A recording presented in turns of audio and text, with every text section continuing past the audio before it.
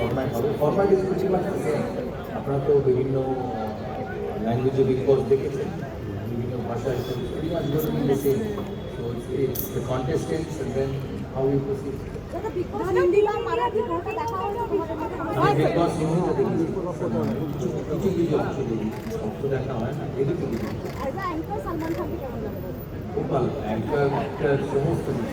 আচ্ছা দাদা, তুমি তো সমস্ত মানে খেলার সাথে জড়িত, এটাও একরকম অন্যরকম খেলা। এই খেলাটাকে তুমি কিরকম মানে দেখছো?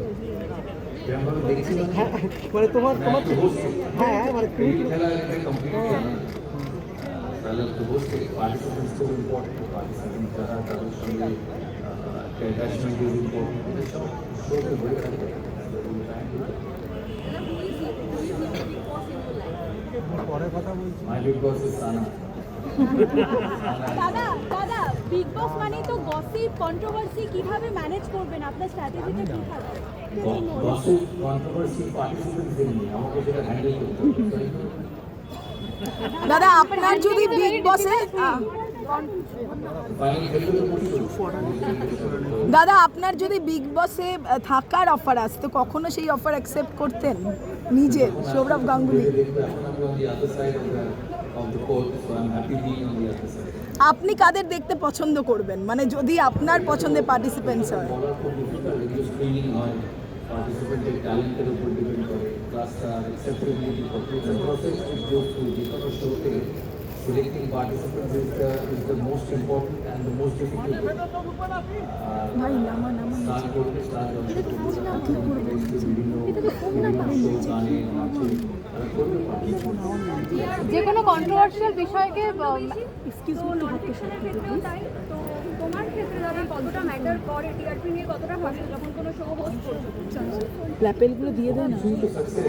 ইন্ডিয়ান টেন্ডের ওপর ভাবতে পারছো, ইন্ডিয়ার উপর নিউজিল্যান্ডের উপর প্রেশার কত ওয়ার্ল্ড কাপে এটা নতুন কিছু না। কোনো কন্ট্রোভার্সিয়াল বিষয় ম্যানেজ করাটাও ভীষণ টাফ। কতটা প্রিপেয়ার্ড ওই বিষয়টার জন্য? 96 থেকে কন্ট্রোভার্সি হ্যান্ডেল করে দাদা কন্ট্রোভার্সি হ্যান্ডেল করতে গেলে বকুনিয়া দিতে হয় মাঝে মাঝে পার্টিসিপেন্টদের, সেটার জন্য রেডি? সবাই জমাতে থাকে। এদিকে আপনারা খেলার মাঠে লিখেছেন, খেলার বাইরে লেভেল ক্যারেক্টার, সবাই জমাতে পারবে। কোনো রকম হোমওয়ার্ক চলছে? আজকে এত আগে প্র্যাকটিস করলে তাই হয়ে যাবে।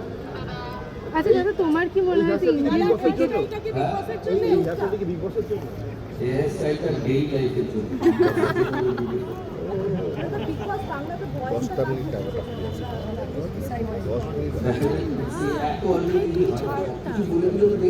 সানা কি বলছে বিগ বসের কথাটা শুনে তুমি? এটা সানা এখনো অতটা জানে না, জানলে আজকে তো জিজ্ঞেস করবে কি হচ্ছে, তাকে সমস্ত সিনাপসিস দিতে হবে, তারপর কিছু করতে হবে। আর ডোনাদি কি বলছে? ডোনালি অনেক কিছু দেখে কিন্তু তাই ডোনালি ইংলিশ তো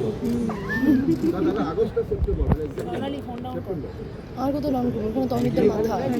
দাদার সাথে এখন বস বলতে